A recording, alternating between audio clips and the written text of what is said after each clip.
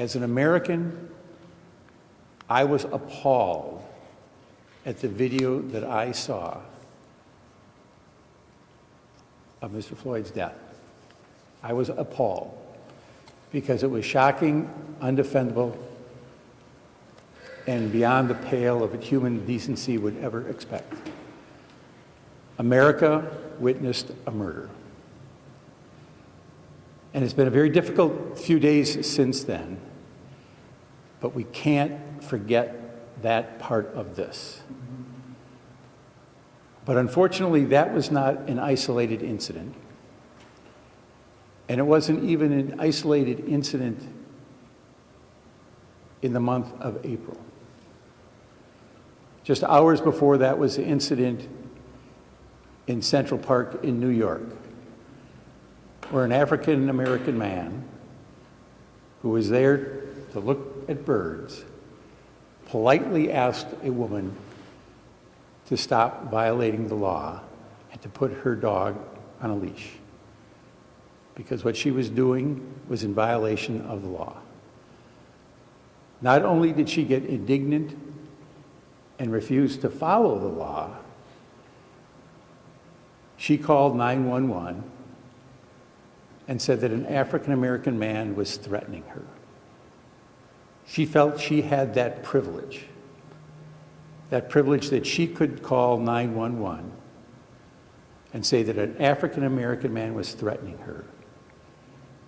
And she would be believed, and he wouldn't be believed. There was the incident in Georgia with the jogger. We've had our own issues here in the city of Milwaukee. But it's not just the incidents of this year. One could argue that it is decades or even centuries of subjugating African Americans in this country to an inferior status. And I can't imagine what it would like to be a father or a mother and be fearful for my children simply because of the color of their skin. You couple that with the COVID-19 outbreak and the disparate impact that we see in the African American community, the Hispanic community, again, not just here locally, but around the nation, and you understand, or you can start maybe trying to understand, why there is so much anger and despair. And you couple that with the economic crisis we're going through right now, and how our lower wage individuals have lost their income. And so here we are in America with city after city exploding. Yet we, in Milwaukee, must find a way not only to regain peace in our community, but to, in a meaningful way, craft a path forward for all our residents. So we've had 3 days of very peaceful demonstrations. 3 days of thousands of people walking through streets of Milwaukee to show their indignation and their anger and their frustration and their despair. And they have done so exercising their First Amendment rights and doing so peacefully. As uncomfortable as that may be for me at times, I support that. And we should all support that, because it's important in America that people can have their voices heard. But we've seen something else happen in this community as well, and that has happened, generally speaking, after 9 o'clock or 10 o'clock at night.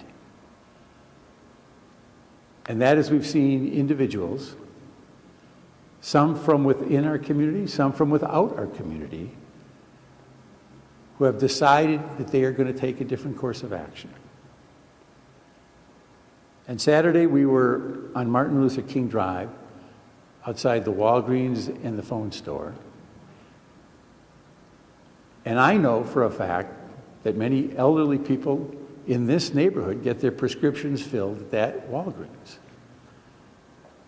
And many parents who want to have a cell phone for their kids go to the store there. And so if those are destroyed, the jobs that are there and the conveniences that are there for the residents, the really, really solid people who live in this neighborhood depend on, is going to be lost. And we can't allow that to happen. We cannot allow disorder to replace order, particularly when it's going to hit the people who need the services in this community the most. It is for that reason that our curfew will continue tonight for the third consecutive night, beginning at 9 p.m. It will end a little earlier tomorrow morning at 5:30 a.m. because we understand people have to go to work. But we have to have a tool in place so that we can do everything we can for the individuals who live in this neighborhood and other neighborhoods of our city so that they can continue their lives. And they have to be able to do that safely and without fear. So I'm going to ask the police chief to come up and talk about the incidents from last night. We're thankful to the National Guard for their presence here. Again, I'm thankful to the thousands and thousands of Milwaukee residents who peacefully exercise their First Amendment rights, who want to see meaningful change. I thank the sheriff for the work that his department has done, the fire chief for the work his department has done, for all the residents, again, who have acted so peacefully. And today, most importantly, I want to thank the members of the clergy who play such a critical role in connecting to people, particularly people who need help in our city. Chief Morales. Thank you, Mayor. Thank you, everyone. There's two types of events that have been going on over the weekend in our city and in our nation.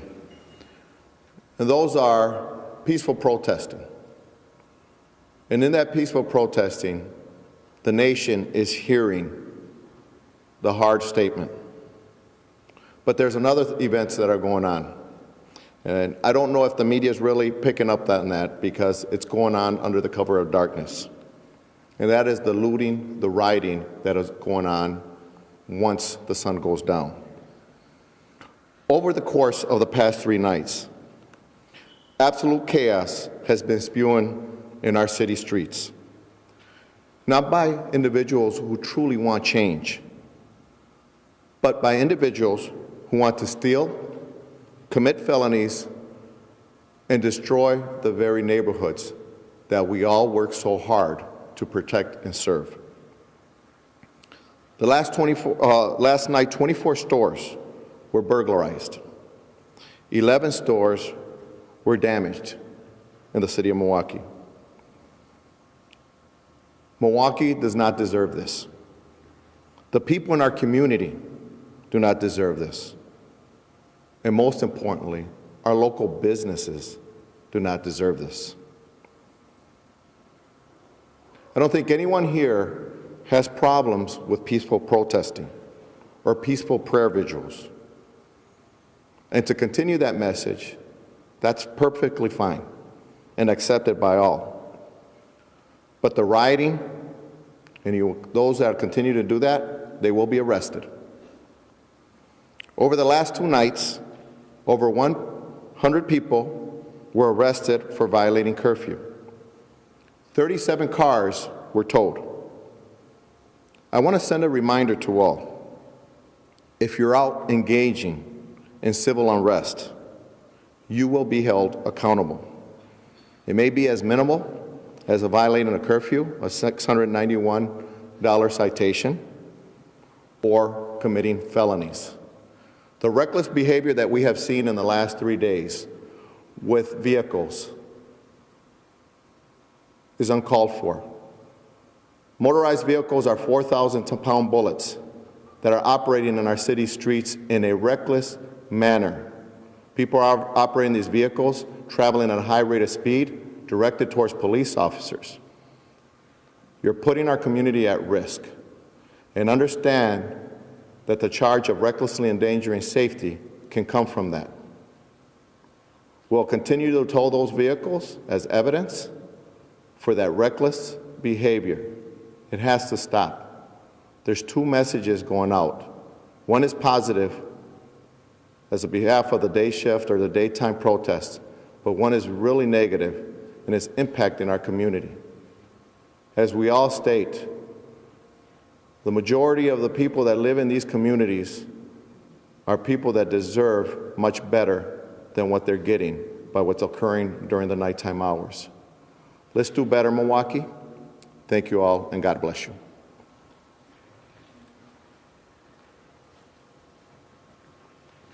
Good afternoon.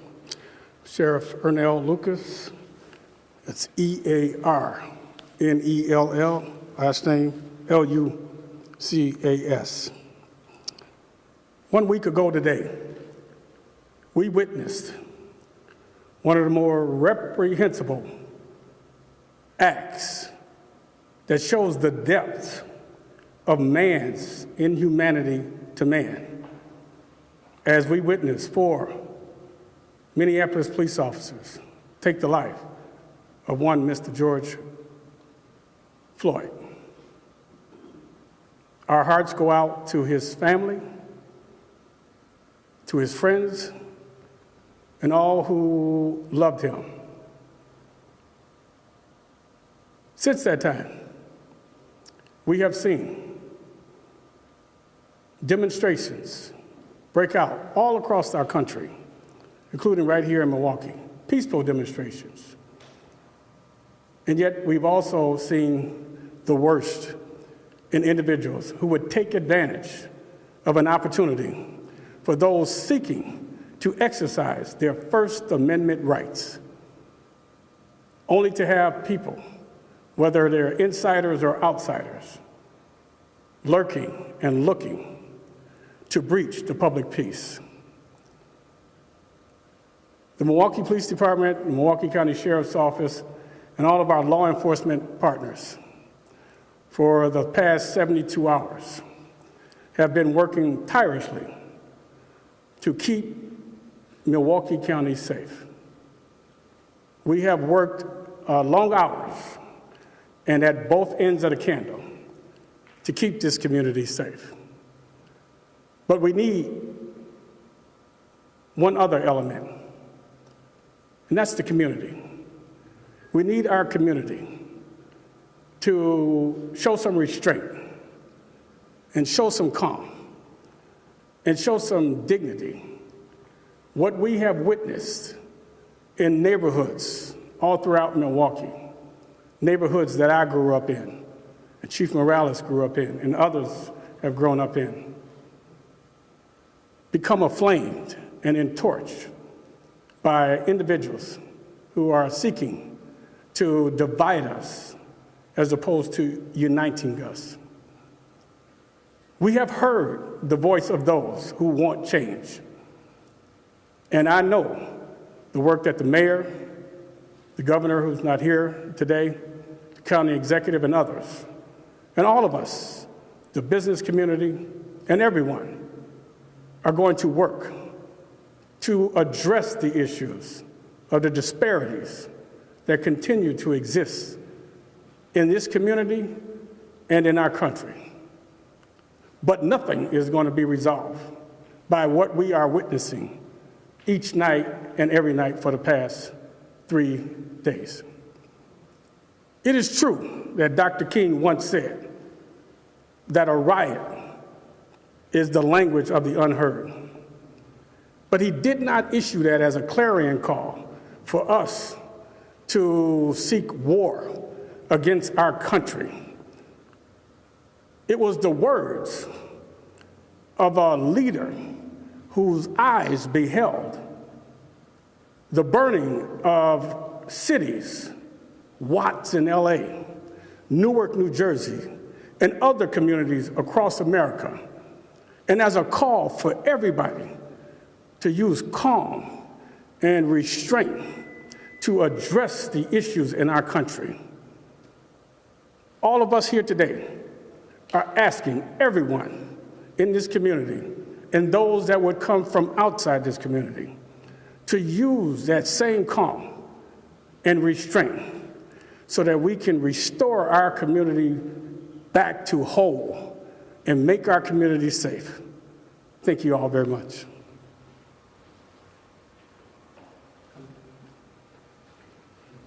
Good afternoon. I'm Matthew Krieger, United States Attorney for the Eastern District of Wisconsin. As we've just heard, the current unrest was sparked a week ago by the tragic and disturbing death of George Floyd in Minneapolis. As I said yesterday, the Justice Department has made it a top priority to conduct an investigation, along with the FBI, of that tragic death. It is a core part of the Justice Department to prosecute violations of civil rights.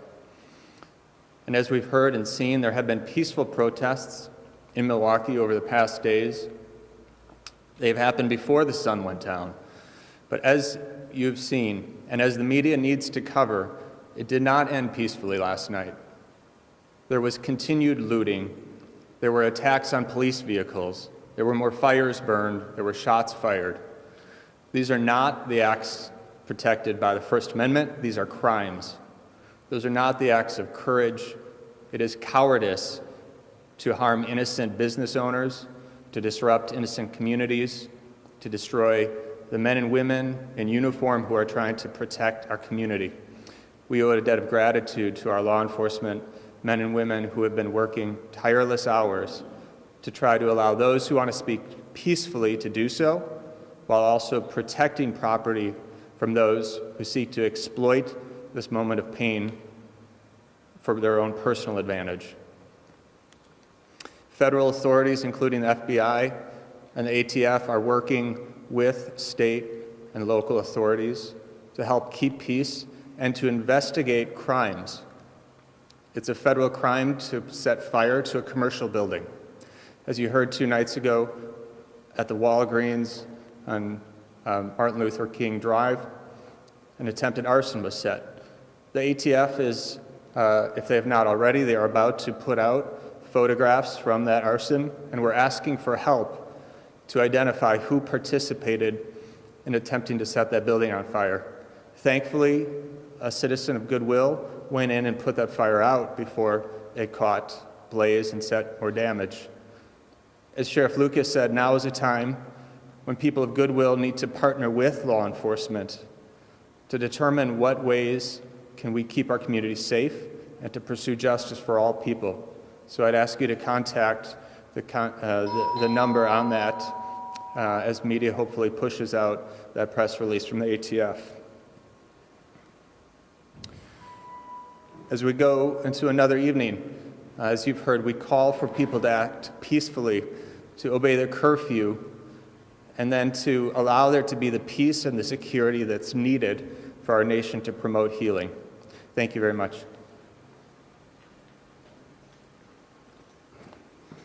Good afternoon. I'm Fire Chief Mark Rolfing, the Milwaukee Fire Department, and I want to echo what everyone else has said about the horrific event that caused the death of an individual in Minnesota at the hands of law enforcement officers. And I can understand why people are mad and upset, and I want to acknowledge those folks and thank them who've taken their time and their energy to come out and protest that action and other actions that have happened, as we look back in retrospect for 6 months or a year or so. And when I see people out and I see them marching to try to make the lives of every citizen just a little bit better, I think that kind of makes me proud. I think that's what we should be doing. And when I look at those folks and the diversity of those folks out there marching, I think that's the right thing to do. Unfortunately, as everyone else said, as the night gets dark, we have that other element. And I want to just remind everybody that the Milwaukee Fire Department is in the background of every one of those events. whether it's shootings, car accidents. We do 90,000+ calls for service every year in every neighborhood in our city. We actually live in every neighborhood in our city. And I will remind everybody, when you see the Milwaukee Fire Department out there, if it's during a protest, if it's at night, to just make way. We're going to do everything we can to get through that crowded street, to get to that person that needs our help, to get to that accident or maybe that fire that's been set. We can't help unless we get there. The last couple nights, late in the evening, as things have gotten a little chaotic, we've had people throw bottles and rocks and such at our fire trucks and try to impede the men and women of the Milwaukee Fire Department to get to those places that they need. So I just want to remind everybody that we're working every night during those scenes to serve every citizen, including the protesters. We're there to help everybody. If there's any need, the Milwaukee Fire Department will be there to do the best job we can to take care of every one of our citizens. Thank you.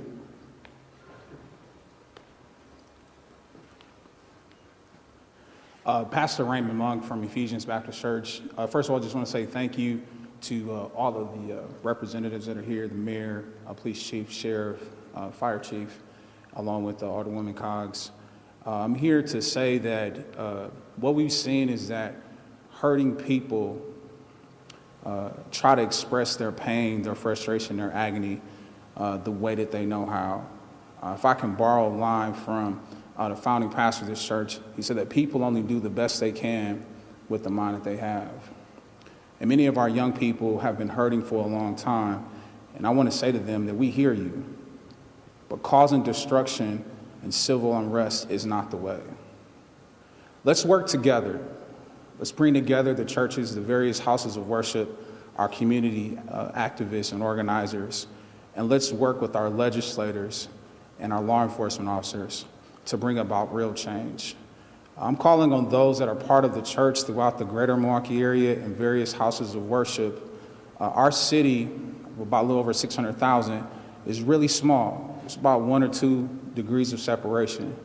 Let's do the right thing by reeling our young people to stay at home and to get them to abide by the curfew that's in place, and let's try to do this a different way. Thank you.